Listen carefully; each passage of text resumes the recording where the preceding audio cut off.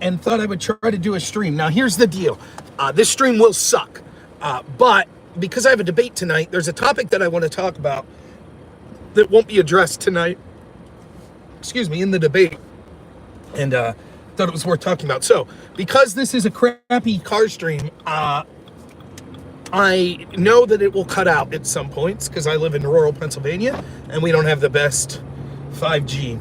So it is what it is. If no one watches, I totally understand. I'll probably be choppy at some points. For that, I apologize, but we'll just do the best we can. So I'm sorry. What I wanted to talk about was something that was briefly mentioned last night. I was sort of just talking about a stupid little exchange I had with this right-wing streamer, Tiberius D, calling me, calling Pisco the left-wing Rob because he says everything's corrupt. It's just a joke. Whatever. I don't really care about the dude. But something that was interesting is people had commented within the post, including Fabian Liberty, who's an ANCAP, who I respect, I enjoy listening to, that there were right-wingers, streamers that went with the Progressive Victory PAC and all of these left-wing streamers to get out the vote for Democrats in Cincinnati the other day. And you may have heard of this PAC. Destiny was there and Dylan Burns, a bunch of people. Brianna Wu, I think, set it up. But it was set up, there was the money behind it was through a progressive PAC that basically, I think it's called Progressive Victory PAC, that says that wants to drive the Democrats more progressive and encourage Democrat victories, et cetera, et cetera. And the accusation was that Tiberius D and Conor, counterpoints, were there and were paid. Tiberius, I'm not sure if he was paid or not. They probably thought that someone of his low caliber of influence wasn't worth dealing with, so he probably just showed up pro bono. But Conor admitted, yes, he was paid, and what he was paid for was logistics and rhetorical consulting. And so this means that Conor was paid by a progressive PAC, so a PAC designed to drag the Democrats further progressive and to encourage Democrats to win. And Conor took money from the Democrats, from these progressives, in order to help them win elections. Not just an election, not just to beat Donald Trump, but for the Democrats in general to win. Now, I don't care. You're a human being. You could do whatever you want. But you can't claim you're Republican if you're being paid by the Democrats to help Democrats win elections. Does that mean that you're the worst person in the world? No. Does that mean that I can't be friendly with you? No, I'm not saying any of that. But you're not a Republican.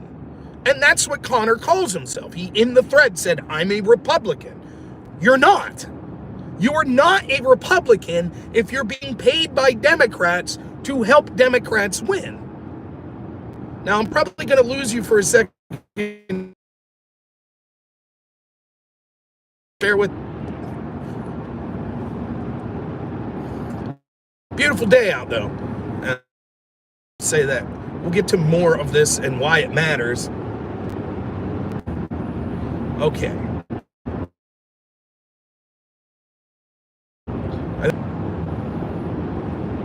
By the way, where I'm heading is for our follow-up consultation for my little baby Annabelle here, my 13-year-old dog, 12-year-old dog, almost 13. She's got a big lump on her, and she has to get it surgically removed. But when we came in for her last appointment, unfortunately, there was some problems with her blood work, and so we've had her on a regimen of medication, trying to get her blood work more in line with what they're comfortable with to do the surgery. So we're doing a checkup today, and then we'll see if we need prescription. And then on February 27th will be her surgery date, if everything goes well.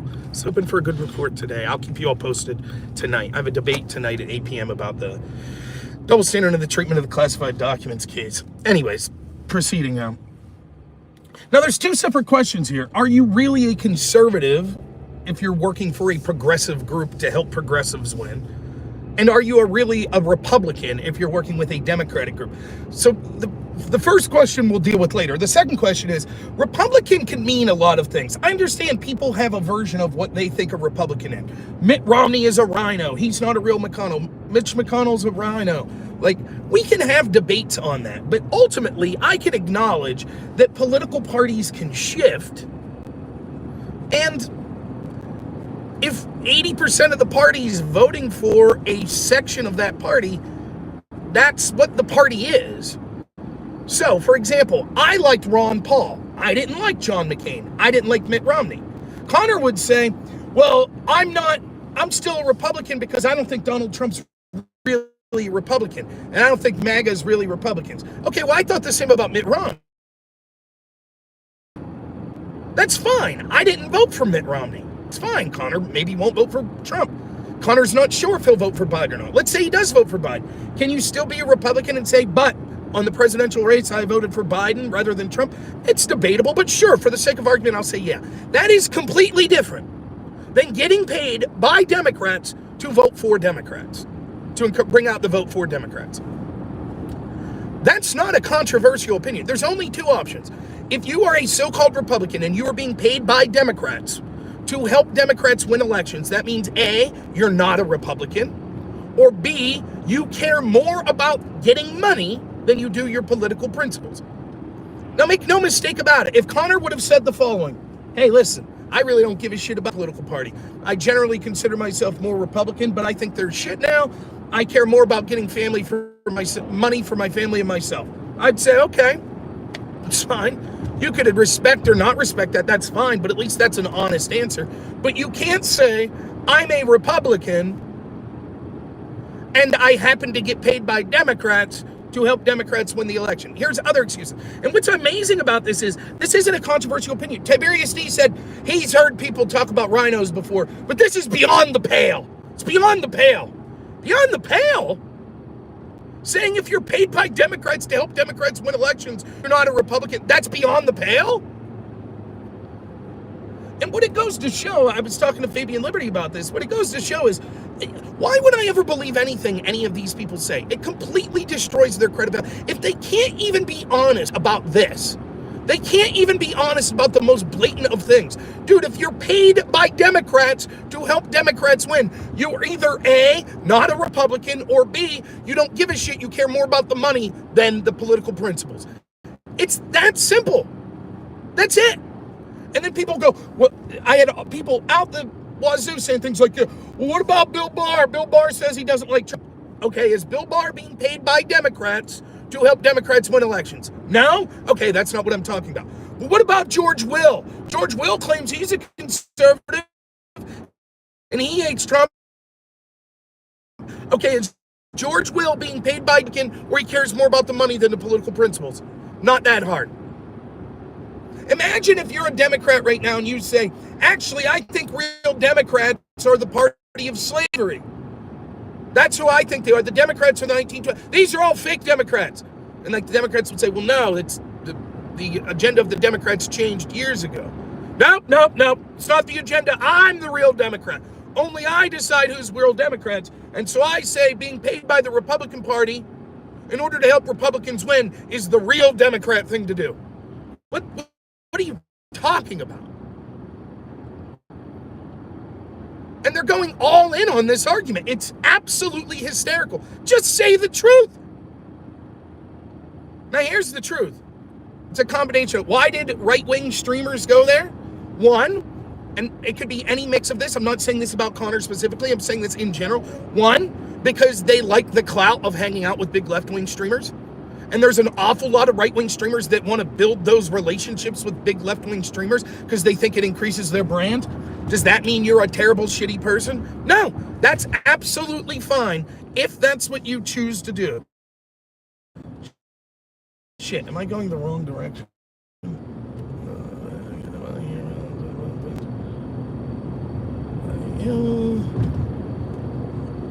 I think I might be going the wrong direction. That's okay. We'll get there. So that's one. Second, because they like the money. And third, and this is the most prominent of it, because these people aren't Republicans. They're Orange Man Baptist. That's it. That's their entire political ideology. That's it. We hate Trump. That's it. Even if I could make the argument, okay, you could be a Republican and get paid by Democrats to help Trump lose the election. I still think that's iffy, but let's say that's the case. That doesn't explain helping Democrats on ballot elections as well. Which is what this isn't rocket science. You're paid by Democrats to help Democrats win elections. You're not a Republican, or you don't give a shit and you just want money. But they can't admit, well, we're just Trump derangement syndrome people. They can't admit that. That's the truth. We all know it. They don't give a shit. But Conor says to me, but Trump's not a real conservative. He's not a real Republican. I guess, how do you define conservatism? Was Mitt Romney a real conservative? Is Mitch McConnell? Was Paul Ryan a real conservative? Was John Boehner?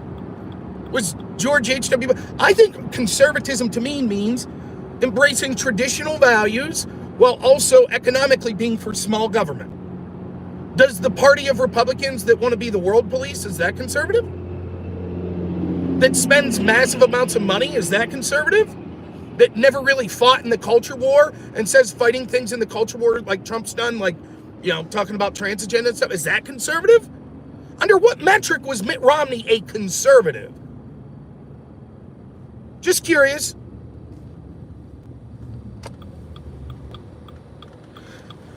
Conor, so that's it. That's a simple explanation. Then there's a separate conversation. Are you conservative? That's different. Republican is a political party. Conservatism is a political ideology. Are you a conservative? Do I want west? I want east towards Brookville.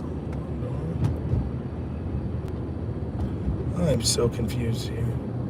I don't want 80 west. I want 80 east. Is it behind me? Anyways, we're going to go a weird way here.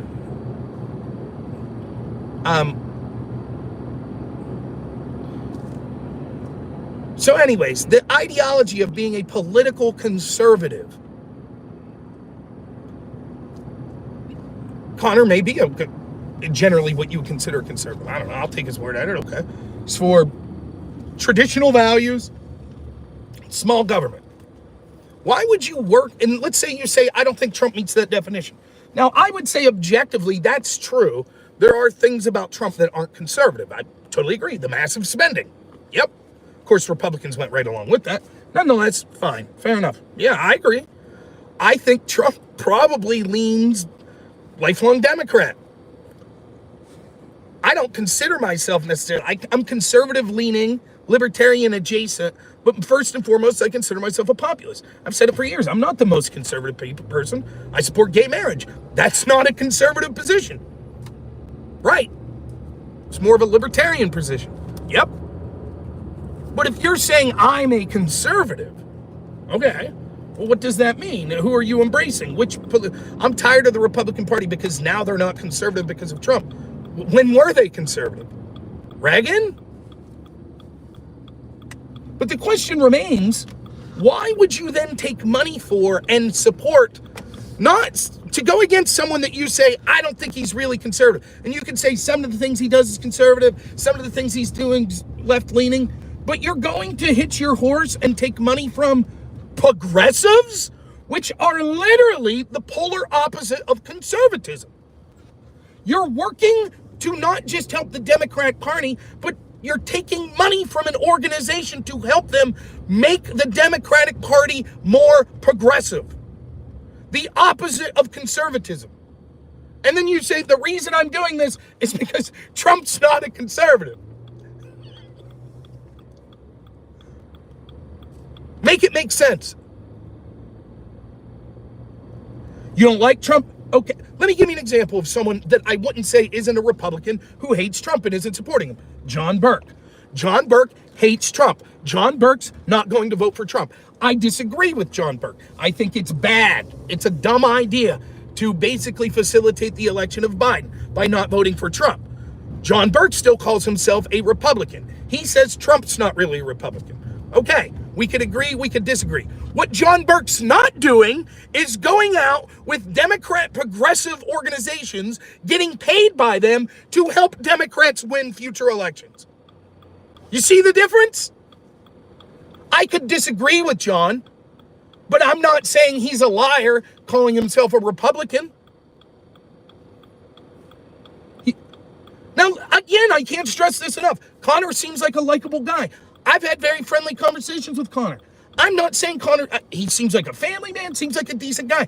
I don't give a shit. Listen, I make no qualms about this. My family comes first and foremost. If the Democrats called me tomorrow and said, Rob, here's $1 million. All we want you to do is help us craft our message to get rural people in Pennsylvania to vote for us. I may do it. I don't know. I might say, fuck it, $1 million. I'm someone who's lived paycheck to paycheck my whole life. Here's an opportunity, man. All I got to do is for the next 3 months, help them work on their rhetoric. Sure. I don't know. But I bet Conor didn't get no $1 million. And I'd be honest about it. I'd say the money was more important to me than my political ideology. That's what I would say. But don't bullshit me. Oh, yeah, I did it for a reason, blah, blah, blah. No.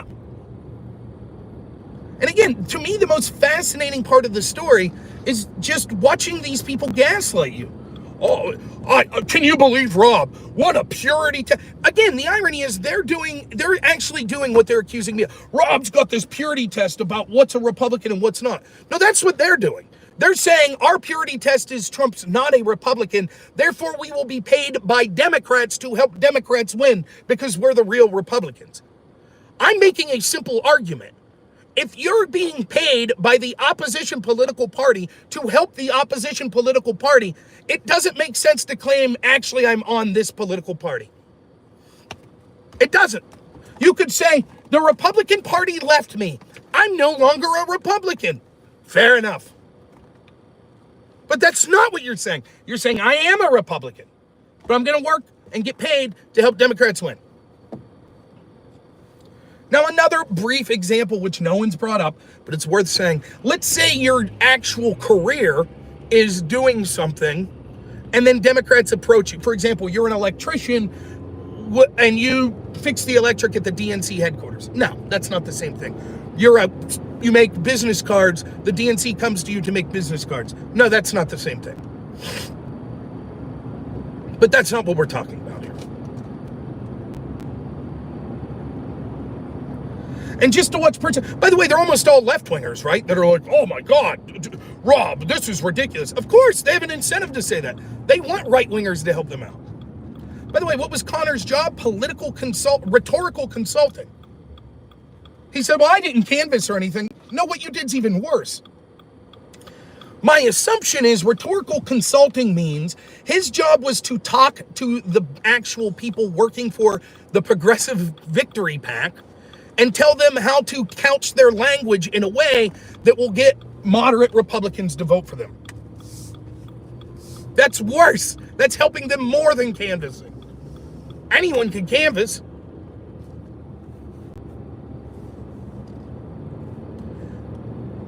And this is what's frustrating to me. It's in some sense they're winning. These bad faith shitheads are winning because I love debating. I love arguing politics. I love arguing with people that disagree with me. But there needs to be some sort of agreement on reality before we can engage in a discussion. And increasingly, these people are just so willing to deny basic reality. What do you mean there's signs of Joe Biden having dementia? I don't see it. What are you talking about? What do you mean the border's not secure? That's ridiculous. Of course, what do you mean the economy's not doing well? Of course, the economy's doing fantastic. What are you talking about? What do you mean getting paid by Democrats to help Democrats win means you're probably not a Republican? That's absurd. What an absurd position.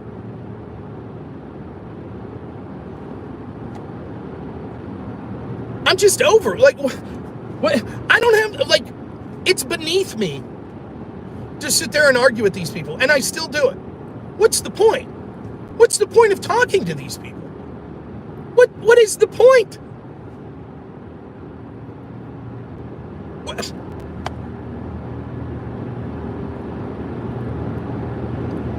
You gonna have a discussion with them about the fucking legal cases of Trump versus Biden? What's the point? They can't admit the most big, and what? I don't even understand. Again, I've said this before. It kind of tangentially applies to this. I understand people selling out. What shocks me is how little they're willing to do it for.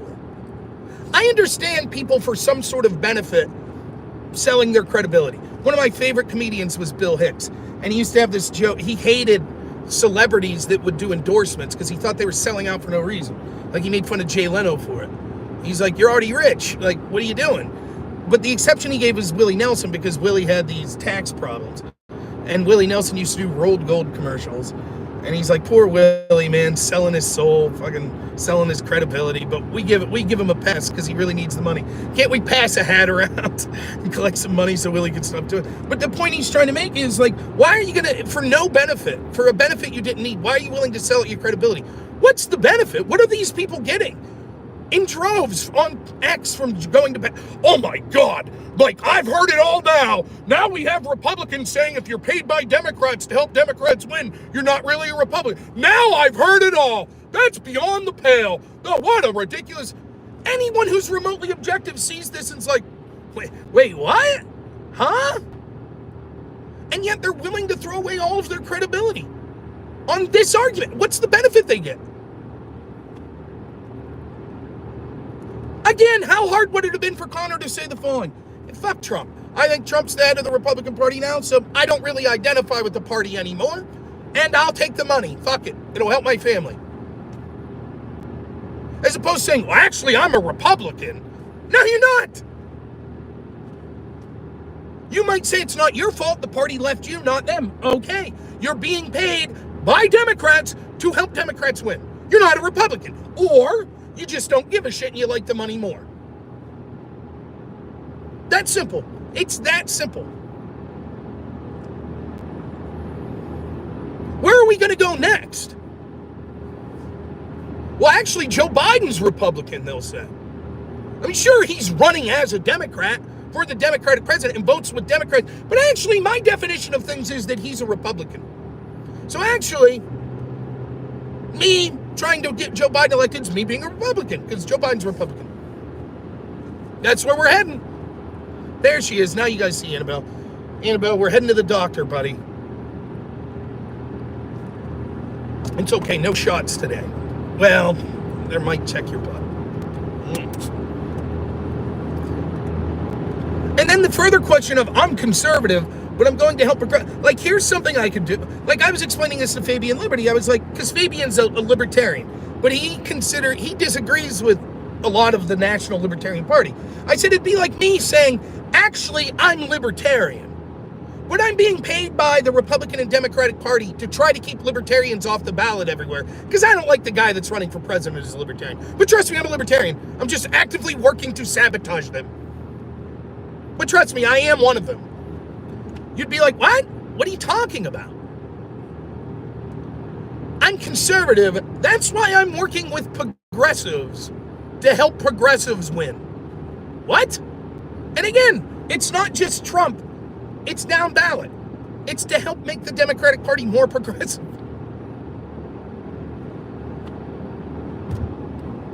And these people are willing to die on this hill.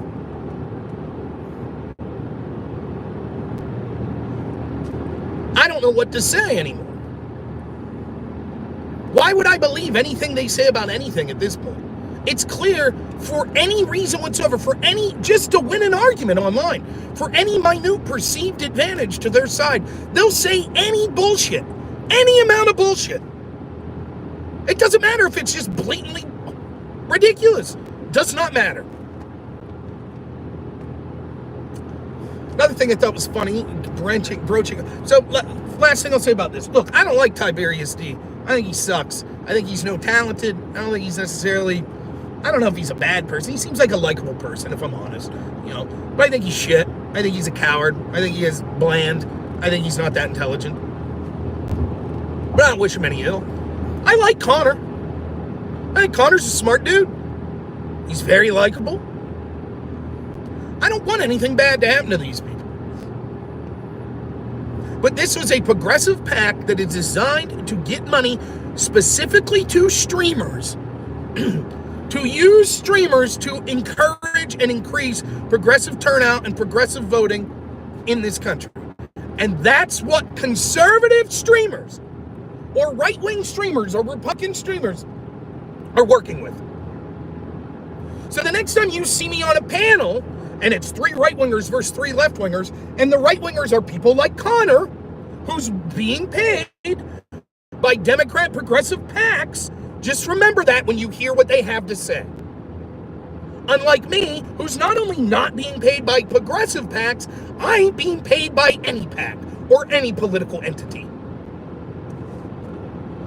And by the way, brief side note, conservatives are stupid not to be doing a similar project. But they don't. They'll be content to put up yard signs. Okay. Anyways, that's it for that. So make up your own mind. I think the case is pretty simple. And I put the meme of the guy standing up at the town hall. Like, the entire meme's about, like, you say something that's obvious, but it's considered controversial. So I put that meme up and just put, if you're paid by Democrats to help Democrats win, you're not a Republican. That's my big controversial take of the day. Laughable. Finally, a left-winger that I debated decided that they were going to discuss the Hur Report, and that was Pisco. After 7 days, he finally looked at the Hur Report. Now, he still hasn't put any tweets out, but he did do a live stream, and I happened to get up to use the restroom late in the morning and saw that he was streaming and caught, like, a couple minutes and then leafed through a little of the VOD today. So he was up late, so maybe he's still sleeping. Okay? We don't know. But he hasn't put a tweet out about it. But I did clip. So let me go through the 3-hour Pisco live stream on the Hur Report. Suffice it to say, almost all of the live stream was dealing with the actual criminal codes and what the report said was necessary to charge based on the criminal code and based on sort of case law that we've seen. Now, that's not necessarily a bad thing to spend that much time on it. And second, it's not surprising, seeing as how Pisco's a lawyer. So that's, you're going to look at that. That's no problem there. As a non-lawyer, I can tell you my layman's reading of it is, it basically just says that you need willful intent. So it's not enough to just, you're packing stuff in one classified document, gets in a box, and you take it home, and then later it's found. You would have to prove that you knew that you had that classified document, and you knew it was against the law. Now, actually, when you're reading the Hur Report, it starts to get in. It's different standards if it's you read that material to someone versus if you let them see it or you yourself having it. And the standard is less if it's just you yourself having it. It's simple willfulness is the standard they use, which says that you don't have to prove that you thought that it could be a danger to the country. You just have to prove that they knew that they legally shouldn't have it. And Biden knows that he's not allowed to have classified documents. So we know Biden admitted that he had classified documents. We know that he said as much on tape. And we know, for me, that's willfulness. It's there, right? Easy. But that's 3 hours of Pisco looking into the case law and stuff. Fine, whatever. Then he sort of gets to the conclusions. This is big brain take at the end. He's like, here's where it's going to be. The argument's going to be the willfulness, Trump versus Biden. No shit. No shit, that's going to be the argument. If you're willing to jump through any possible hoop to say, well, even though Biden admitted he had classified documents, and even though he said as much while he was reading them to his ghostwriter, we think through a series of convoluted arguments that a juror could believe actually he didn't know for sure. Why couldn't you make the same argument with Trump? That's, of course. How come with Trump, they decide to throw the book at him, and with Biden, they're like, well, maybe some jurors out there would say no, so we're not going to bring charges. But if you go to my Twitter and you see the clip, the funny part is, apparently someone's in his chat, I didn't see it, but someone was in his chat saying, look, there's a difference between the standard of president versus vice president, and what they, after they leave office, what they can have. And I technically believe that's true. And what that difference is, theoretically, the president has unilateral ability to declassify things. You could argue whether or not Trump did that, but theoretically a president can have shit at his home that a former president can have shit at his home that a former vice president couldn't, because a former president has declassified powers when he's president, whereas a vice president doesn't. And so when you're talking about willfulness or plausible deniability, you could say, well, the guy that was former president could say, I thought I declassified this, but the guy that was former vice president can't say that. So that's, to me, what the questioner is getting to. It's questioning Pisco. And Pisco says, certainly while they're in office, that's true, there's a difference. I'm not sure while they're out of office. And then he says the one line in his entire 3-hour speech that completely dismantles every argument that he's going to make here on out. And he's going to say, actually, when I said that, you're not interpreting right. He said, and I quote, That's for a jury to decide.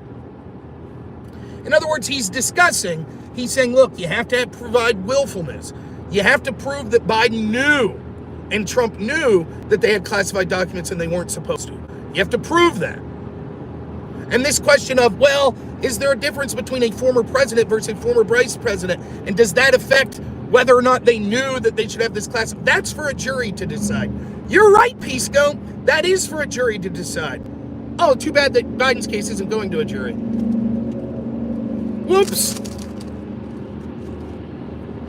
That's Pisco's admission that this should go to trial.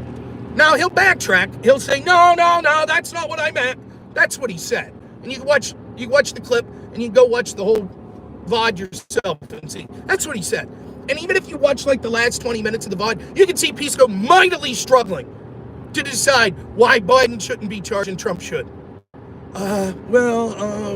He's trying. The wheels are turning. He's trying his best. I will say this, I'll give him credit. It may have taken him 7 days, and he may be a partisan hack that's going to make any excuse in the world. But at least he tried to cover it. At least he read the report. At least he talked about it on stream. That's more than I can say of any of the other left-wingers I debated. Sorry, I might lose you here. That's okay, girl.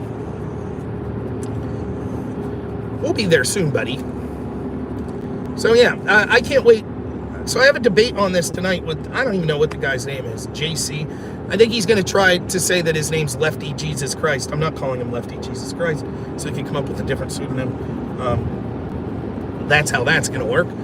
But other than that, we'll try to have a productive conversation on the double standard between the indictment of Trump versus the indictment of Biden. Suffice it to say, the problem's going to be that what they're going to say is that this cooperation means that Biden should have been charged. But that's absurd. See, the problem is cooperation is considered the norm. And this is backed up by a reading of the Hur Report, where Hur says that there is a separate classification of charge for not cooperating. In other words, there's charges specifically for the willful mishandling of classified information. Then there is a completely separate charge for the refusal to hand over stuff when asked. So you could say, theoretically, that Trump should be charged with that and not Biden. But because that charge is separate, it seems to imply then that the handing over of documents when asked isn't a defense to the other charges. It's a separate offense.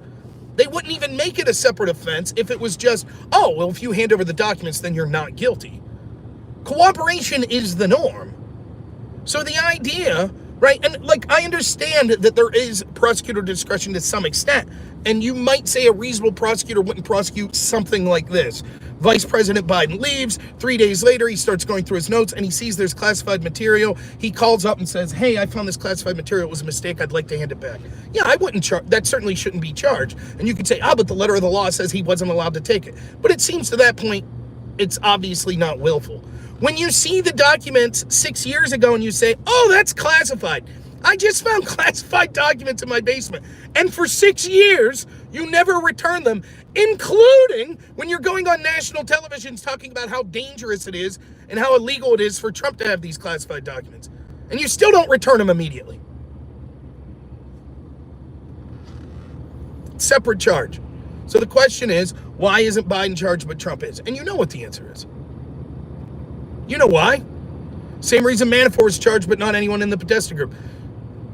Same reason Nada's being charged for allegedly attempting to obstruct justice, but Paul Gambetta wasn't, for literally deleting subpoenaed evidence. And the ghostwriter won't be charged for literally deleting evidence that the special counsel was looking for. Because there's a double standard, which has been the debate the entire time. And Pisco will have to, at the end of the day, default to what every time. What do I tell you? He could word it differently. He'll try to ramble on and on for 20 minutes to make it sound reasonable. But at the end of the day, this is the same argument that he's made every single time that there's a double standard. He'll make the following argument: prosecutorial discretion. Well, ultimately, it's up to the prosecutors whether to charge or not. They felt like charging Trump. They didn't feel like charging Biden. That's it. That's what it'll be. Every time that's what happens. My argument is there's a double standard. Nope, says Pisco. There's not a double standard. They just so happen to always use their discretion to go after Trump as hard as possible and to let everyone else off the hook. It's brilliant. What a brilliant scheme they got going there. So this debate tonight, I don't know exactly what we'll get into. I will say this. One of the things I wanted to do, and unfortunately because doing vet business, then I got family stuff when I get home, I'm not going to be able to do it, is I did want to read through the Trump indictment on the classified documents case one more time. Unfortunately, I was unable to do that. I also, if I had time, wanted to read through the Hur Report again, because I did go through it, but I kind of, you learn how to do something called speed reading in debate, and that's basically what I did. I would like to sit down for like 2 hours and go through it with a fine-tooth comb, but unfortunately, it doesn't look like that's going to happen. So that's all right. We'll strap in there, no excuses. And I think that it'll be a fine debate. I think I know what I'm talking about. And hopefully it's productive. Hopefully it's entertaining. So that's going to start at 8 p.m. Eastern tonight. And hopefully you all enjoy that. I know I will. I like debating these sorts of subjects. So I'm looking forward to it. And then I don't know what I have going up. If I have anything going on the rest of the week, we'll see when we get to that bridge. But I know, kudos to this guy that's debating me tonight. I know all the left-wingers will be watching because they're all waiting for someone to say some sort of talking point that they could repeat. That's what they're doing. I don't need no talking points. I make my own mind up about things. So we'll see how it goes. But it is funny. If you want to see some funny, go watch that last 20 minutes of Pisco's. Just watch him struggle. That's where the argument's going to be. I guess it's up for a jury to decide. He doesn't even realize he said it. Doesn't even realize. And then we'll hear that's not what I meant. That's not what I meant. Are we going this way? I hope it's this way. See, I've been to this veterinarian clinic one time, but when I was here, the interstate was shut down because there was a wreck. So I came a completely different direction. It took way longer. So this time I came via the interstate, and now I'm such a terrible geographic mind. I'm guesstimating where I'm heading. I think I'm heading the right directions. We're hoping. I think it's right up over this hill. We're hoping, P-Bug. My dog's name's Annabelle, but we call her P-Bug because when she was a puppy, we had this apartment, and I don't know what happened. I never seen anything like it, but there was these dead ladybugs, like a pile of them, like probably 40 that were all by the windowsill. And I went to get a broom to clean them up, and when I came back, Annabelle went right over to the dead ladybug pile and peed on them. And so her nickname, since she's been a puppy, has been P-Bug. Oh, P-Bug, P-Bug, you're an old lady, but you're the best. There it is, I was right. So, please keep my dog in your thoughts. I know there's a lot going on with people's lives and their health and their family's health, and sometimes a pet might not seem like a big deal. But Annabelle's been with me almost the entire time since I started dating my wife, Courtney, and she's really special to us. And so I hope this all works out. I know, all life is finite, and for dogs, once you start to hit 13, 14, it can be tough. But we're hoping she's got some good years left in her. So hopefully this surgery goes good and we get these lumps under control, huh? So keep her in your thoughts. But she's not hurting, just so you all know. She's not. And even the doctor commented on that. The lumps don't seem to cause her pain. So she's still active. You want to say goodbye? Come here, Annabelle. You want to say goodbye to everyone? Come here. Come here. Oh, come here. You want to say goodbye? All right, thanks, everyone. We'll talk to you soon. I'll see you at 8 p.m. tonight. As always, have a good one.